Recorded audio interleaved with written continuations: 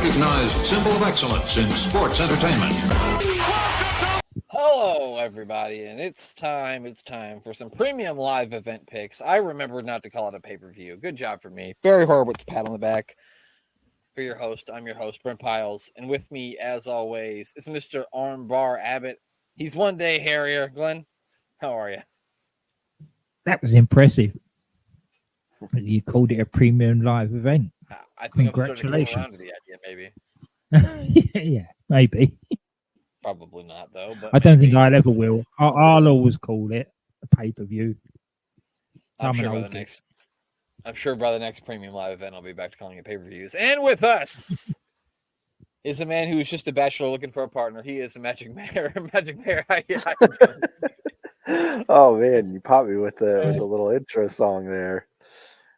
Oh man, Magic Mayor is doing fantastic. I just got done off my shift at the Thunder from Down Under in Vegas. I flew in time just to, put on these clothes, take off my what were those things called, the bow tie, and right here, just ready to do some Backlash picks for this premium live event because it's pretty lovely every day. You didn't hear it here, but the thing is actually the dingo in the Thunder Down Under in Vegas. But you didn't hear that from me. Oh yeah, that's a good dance. It's lucky we can't see the bottom half. Cowabunga, dude. Glenn said we're lucky we can't see the bottom half. Yeah, there's nothing out there.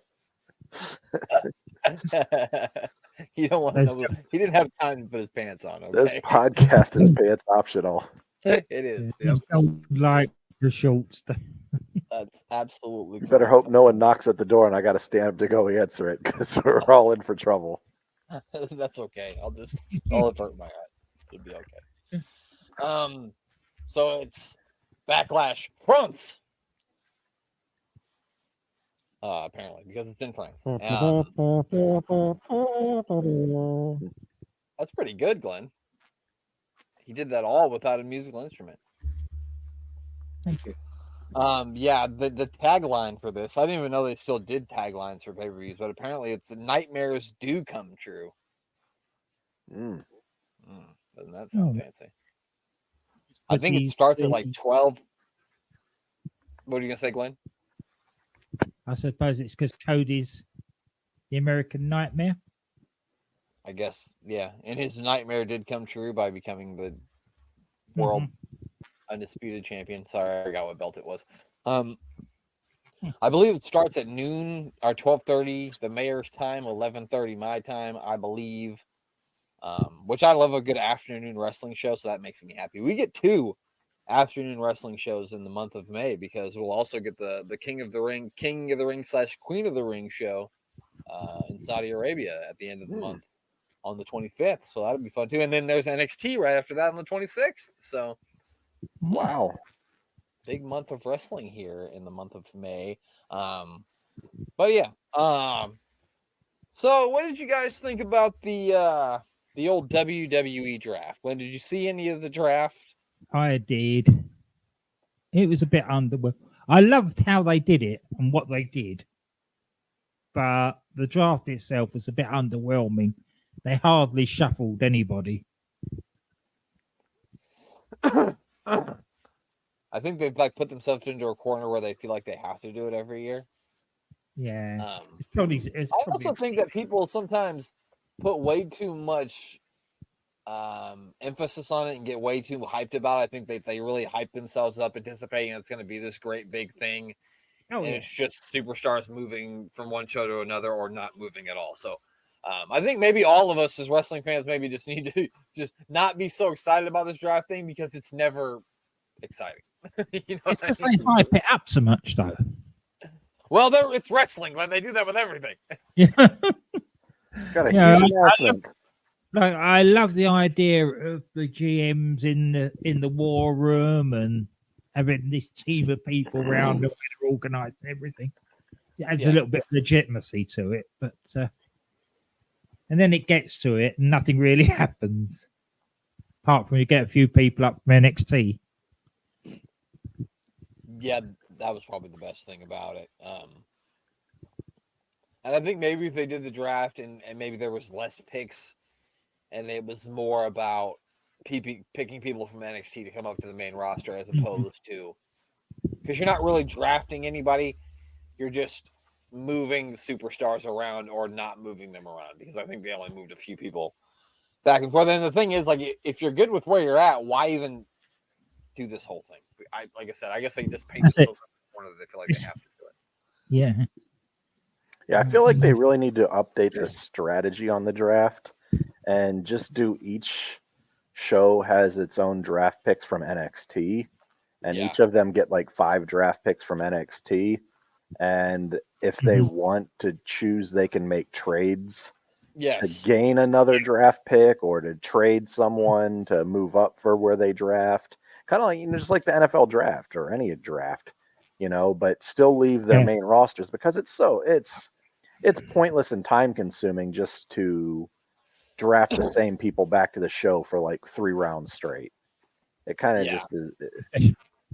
And then just have them draft from NXT, each get 5 picks, 10 picks, whatever.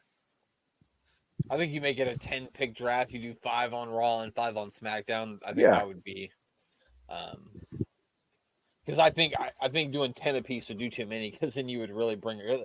Sometimes they used to just influx them with so much NXT talent at once that they would just all get lost in the shuffle. And I think if you only bring up 2 or 3 or 4 or 5 at a time, that won't happen as much.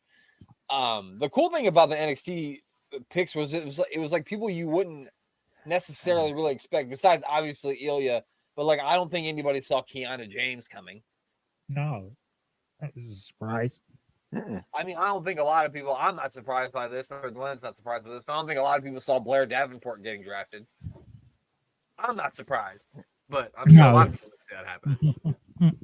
Yes, especially people who don't watch NXT or watch NXT UK, who wouldn't know that much about her, because she's not really made a name for herself out of that. Yeah, and I think Laura Valkyrie got drafted too, right? Yeah, but that's the standard. The champions, both after losing the title, is moving up. Now, did they? I think I missed it, but did they draft Braun Breaker separately from without Baron Corbin? Yeah, Corbin went to SmackDown and Breaker's on Raw. Wait, Corbin went to SmackDown and Breaker's on Raw? Yep. Yeah. Okay. So I did miss that portion, but that's interesting. I think Baron Corbin was one of those picks that they do like not on TV, like the after the show picks or whatever. I really would like Baron Corbin with Waller and Theory. I think those 3 would have great chemistry together. They would. That might work out. Yeah, that'd be a good little faction there. Yeah, that's not a bad idea. Like that. He could sort of be their heater too. You know what I mean? Yeah, they run their mouth. You got him, and I think that would be a lot of fun. Another good pairing up, I don't know if you guys saw it, is that Kurt Angle said he'd be up for coming back and being the manager for what's his name? Gable? Well, Gable, yeah. Yeah. Oh, well, I mean, Gable's turning heel, isn't he? Mm-hmm. Yeah. So the best Angle was heel as well. Well, that's true. No, I didn't ever think he was a great babyface ever. He's better as a heel. Yeah. But yeah, all in all, I mean, like I said, I didn't go into it thinking that the draft was going to be this big deal. I enjoyed some of the stuff. Like, I like that they have like legends come back and give out the picks. I think that makes it feel like a bigger thing. Yeah.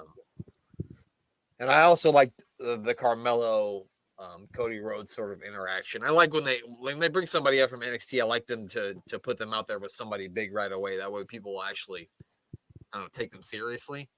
Not that people wouldn't take Carmelo seriously anyway, but you know how sometimes people get called up from NXT and then it just doesn't work out for them. And I'm sure in this era, that's not going to be as much of a thing as in older eras when they used to change people's names, even though it's like, well, we've been watching him for 2 years on NXT. Why are you trying to make Adrian Neville Mighty Mouse now? You can't do that. Yeah, that's right. At least they've stopped that. Yeah, so that's good news. And the other good thing was that they've drafted Ilya on the same brand as Gunther. Ooh, oh, buddy. So we're going to have some meat slapping down the line at some point. Which, good God, if you have not seen the two matches that Ilya and then Walter had together, go watch them, because that is, I mean, wrap yourself in ice first because it hurts. But, be prepared to watch them from behind your fingers. yeah, it'll be like, it's like a horror movie, really, but it's great. Fantastic horror movie. Yeah, those have to be two of my all-time favorite matches. They're near perfection. That is violence personified, those men wrestling each other right there. Yeah. But yeah, let's get into it now. It is time for us to make our Backlash picks. As of May 1st, the first day of May, when we were making these picks, there is only 5 matches. And so I will read them off as I know them. The first one we are going to talk about is going to be a tag team match. Randy Orton and Kevin Owens are going to battle the New Bloodline. They're not called the New Bloodline. They're just called the Bloodline. But I thought I'd call them the New Bloodline because that's what I want to do. And it's my show, and I'll call them the New Bloodline if I want to. Versus the New Bloodline, Solo Sikoa and Toma Tonga. I'm going to let Glenn go first. Glenn, who do you think is going to win this one? The Bloodline, I think. They've got the Toma Tonga and Solo. I think they need to make them look strong, and they can't have them lose in their first Premier live event outing. You said Premier like the Premier League. I like that, Glenn. That was nice. I gotta agree with you, Glenn. I can't see any reason why Orton and Owens win this match, and maybe something happens between. I think they're kind of teased some stuff between Orton and Owens at WrestleMania. Anyway, maybe they further that and they get into some sort of feud, or maybe the Bloodline completely takes Owens out and he takes a little bit of time off, which I wouldn't be surprised by that either. But either way, I think the Bloodline's going to win. I just can't see any reason why they wouldn't. They just brought Toma in. There's no reason to have him take a loss yet. What do you think, man? I 100% agree with both of you. You got to bring them in strong if you're going to build up this new faction that's eventually probably going to feud with original Bloodline, NWO Black and White and Wolfpack versus each other. You got to have a strong leader. You got to have strong support in each of those to make it happen. And you don't do that by having them. Well, I mean, if you lose to Randy Orton and Kevin Owens, it's not like you lost Barry Horowitz and James Wolfe or Aldo Montoya. Aldo Montoya. It's not, But I still think that they win through nefarious means. Maybe even if that is adding another member of the Bloodline, or maybe Jimmy comes back to help them win in dirty ways. I don't know, but either way, I beat Jimmy up, so I don't think he's going to be down with that. But. Yeah, but we've seen Roman beat Jimmy up, and he comes back to his doorstep like a beat dog. I guess that's true. So I mean, I guess it's still possible, but I still see someone coming in to help out the Bloodline win this match. There's another Samoan kicking around as a free agent, isn't there, at the moment? Nia Jax. No, I don't think she's a free agent. No free agent. Yeah. What's Toma Tonga's brothers up to nowadays, I wonder? I mean, I'm assuming I've heard Jacob Fatu was, I think that was the one. Yeah, he was in MLW, and they. Yeah. I mean, I've seen some things saying that he's signed, but I see shit all the time that's bullshit, so that could all be bullshit too. But I would not be surprised. No, Wouldn't be surprised if we saw his uncle/father come to the ring. Everybody better hide under the ring if that happens. Yeah. Everybody's in trouble. All right, let's go with it's a triple threat match for the WWE Women's Championship. Bayley versus Naomi versus Tiffany Stratton. I'll go first. There's no way Bayley's gonna lose. Glenn, you think that French fans are going to sing to Bailey like English fans? I bet they do. I bet there's some singing there, even if it's from English fans that have gone over there. Yeah, that's what I was going to say. If they're over here singing in the crowd, it's Glenn's fucking lot that started it. You know it. My new favorite thing is to find Arsenal like fan chants that they chant about the players. Like they literally take different songs and then make them about the player. Like I think they have one about David Raya that's to the theme of the Macarena. Or it's the Y. I know it's the YMCA. I think it is. It's amazing. Raya. Yeah, something like that. It's something like that. The Saliba is tequila. La la la la Saliba. Oh my God, that's amazing. I love Saliba and I love tequila, so that goes great together. We're meeting up in Philadelphia and getting tequila dances going. Hell yeah! I don't remember who they play, but they do play in Philadelphia, don't they? Anyway, I'm sorry. So I think Bailey's going to win. Mayor, go ahead. I think I know. Tiffany Stratton's winning. I don't know what you're talking about, Bailey. He's going to lose. Bailey.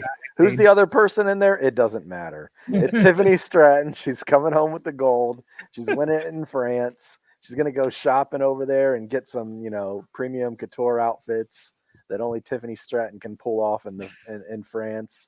Bringing them back home along with the gold and Tiffany Stratton. It's Tiffy time. All right, man. I can't argue with that. I knew you were going to say that anyway. I should have just made you go last because I knew that was going to be the answer. Okay, Mayor. What if it comes down to a situation and another day and another time, another year, maybe Tiffany Stratton takes on Sasha Banks or Mercedes Moan, whatever. Who you picking in that one, buddy? Or is the world just going to blow up? Time limit draw. Okay, perfect. For you and the match. All right, Glenn, who are you going to pick in this triple threat match here? Bailey's all day. It's Bailey all day. Hey, Bailey. Ooh. Ah. It's got to be Bailey. And I guess she's rid herself of, why can't I think of the group name? Damage Control. Damage Control after they got drafted to Raw, right? Yeah, they're Becky's problem now, I guess. Yeah, so she doesn't really have to worry about them interfering for the most part. Especially when they've got a match against Bianca and Jade anyway. That's a hell of a segue, Mary, because the next match we're going to talk about is for the Women's Tag Team Championships. And it's the Kabuki Warriors, Asuka and Kairi Sane taking on Bianca Belair and Jade Cargill. Mary, you get to go first this time. Who are you taking? Since we just set that one up on a T-ball stand and hit it out of the park, we're going to go. It's got to be Bianca and Jade. Like they can't have them lose here. It doesn't make sense. It's keep pushing them to the moon and keep pushing Jade to the moon. I mean, they called her. God, what did they call her in her little? You know how they come out with the video and they give like the entrance the most the most. I can't remember what they said, but I'm like, wow, they literally just called her basically like the greatest wrestler ever. Like she just surpassed every female wrestler ever after 3 matches or 2, whatever it's been. I mean, not gonna lie, like physique wise, she's probably the best looking one that's ever been out there. I can't argue that. I mean, she's a Greek goddess. There was a picture of her and Bianca walking down somewhere, and somebody had put the caption, "There's about 19 abs there." Yeah, they got more abs than Finn Balor. That's hard to do. Oh God, I'll have to go next. Glenn, who are you picking in this one? I'm actually going to Kabuki Warriors. I think with shenanigans, the Kabuki Warriors will win this one. Level it up at 1 each. Then you get a decider at SummerSlam. They still got Dakota Kai and Io, who will probably be there with them, probably end up getting involved. And maybe something happens between Cargill and Bianca, just kind of like riff them, and maybe that'll be like Jade's first feud. But I also like the idea of them winning the tag team championships and having like a nice run with them. The thing about this is like either one of these teams you could really use to elevate the women's tag team division if you did the right stuff with them. So yeah. I'm going to agree with the mayor. I'm going to go with Bianca and Jade Cargill. But this is really a toss-up. It could really go either way, but I'm going to agree with the mayor. Now, they haven't set a separate set of belts for the women's tag belts. They still would have to technically defend against all three brands, or at least two. Yeah. Okay. I hope they don't do that unless they start really working on women's tag teams, which they can't do in NXT anymore because they got rid of their women's tag division too. So, yeah, I really don't think now is the time to have to. I don't think that maybe having a card women's title, I don't know, that might be too soon. They need to do something because I just feel like sometimes you only get like one women's feud and it's only for a belt, and I feel like they could do more and get 2 or 3 feuds going. You know what I mean? Yeah, they're trying it out in NXT. They added the new, the North American Women's Championship? Yeah, yep. That's right. I'd forgotten about that. It has not happened yet, but they're wrestling for it.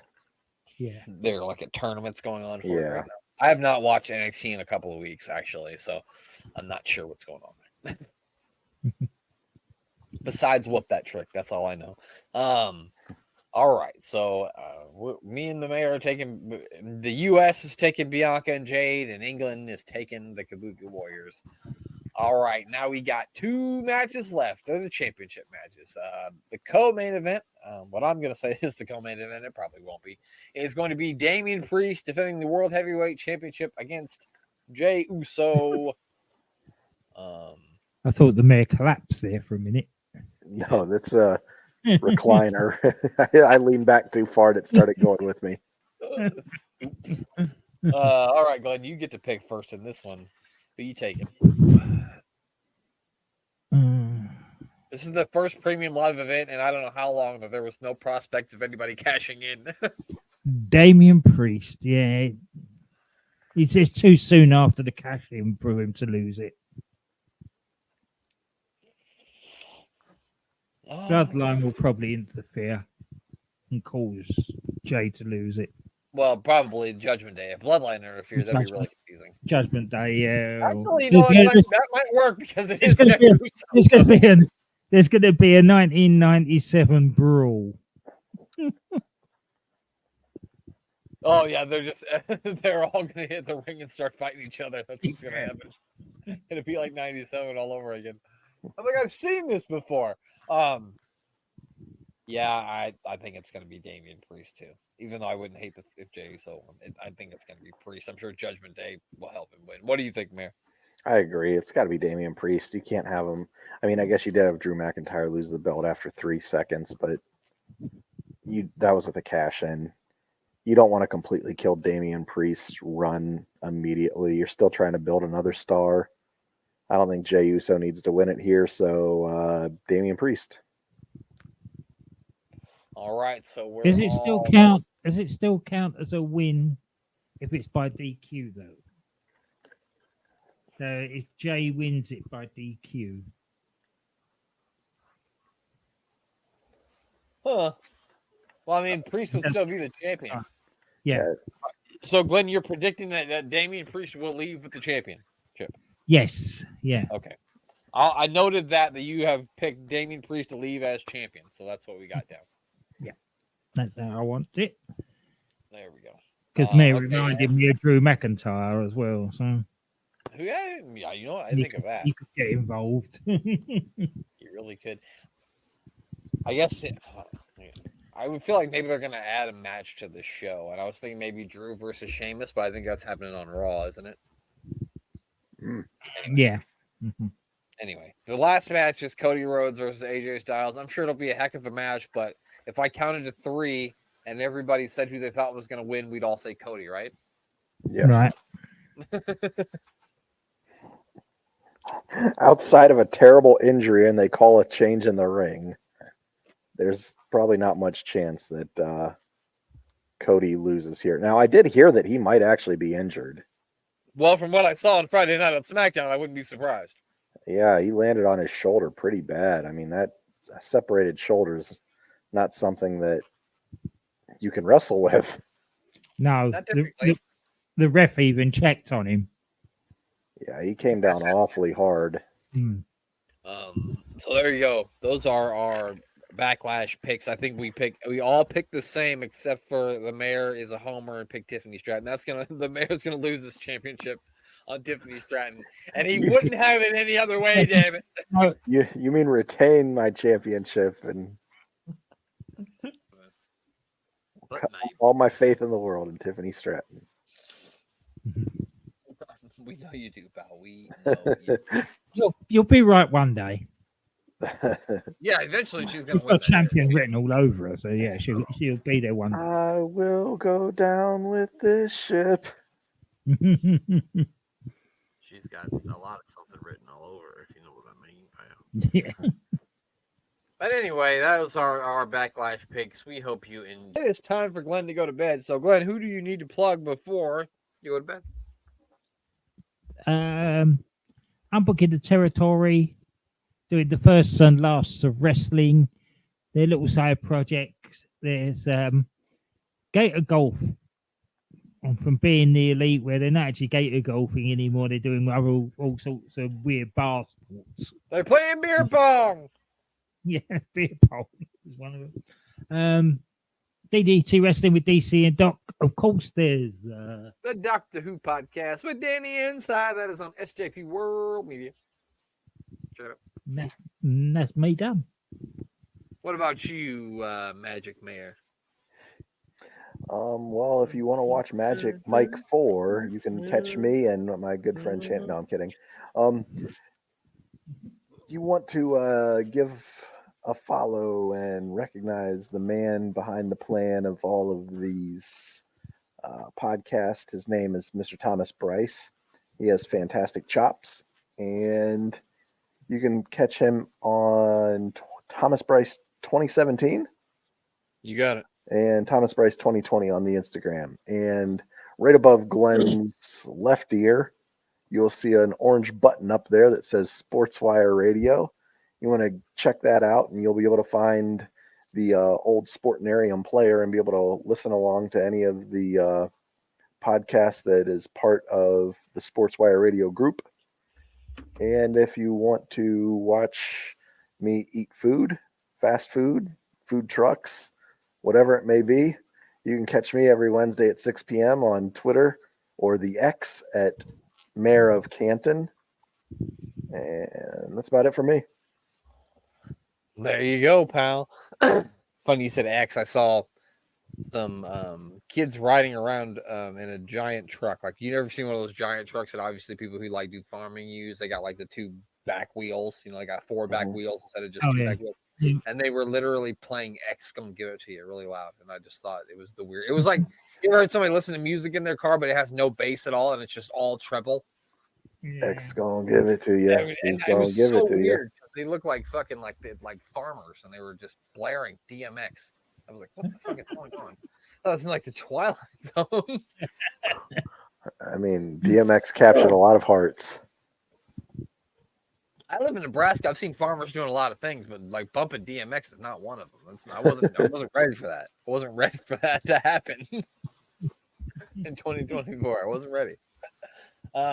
Check out all the stuff we got going on. Of course, we have I don't know shit. The Lifetimes of Psycho said there'll be a new out. Well, there's a new episode out right now if you're listening to this, because it's currently Sunday and that comes out on Friday. He'll be beating up more people in the World Wrestling Federation, and in the WF, his promos get more nonsensical than they ever were in WCW or Memphis. I don't know if maybe he got hit over the head a few more times, and so he just started to make less sense, or if he just started caring less, or I don't know, one or the other. Maybe it's softball season. It's just softball season. Caring less. Probably something like that. But yeah, check that out, and of course, check out Warring the Attitude. We're winding down to the end of 1997. We watched a Raw this week that had some bad wrestling matches, but a couple of good segments. So check that out too. And that's it. I don't think I have anything else to say. I've said it all. I'll say no more. Glenn, go ahead and say goodbye. Au revoir.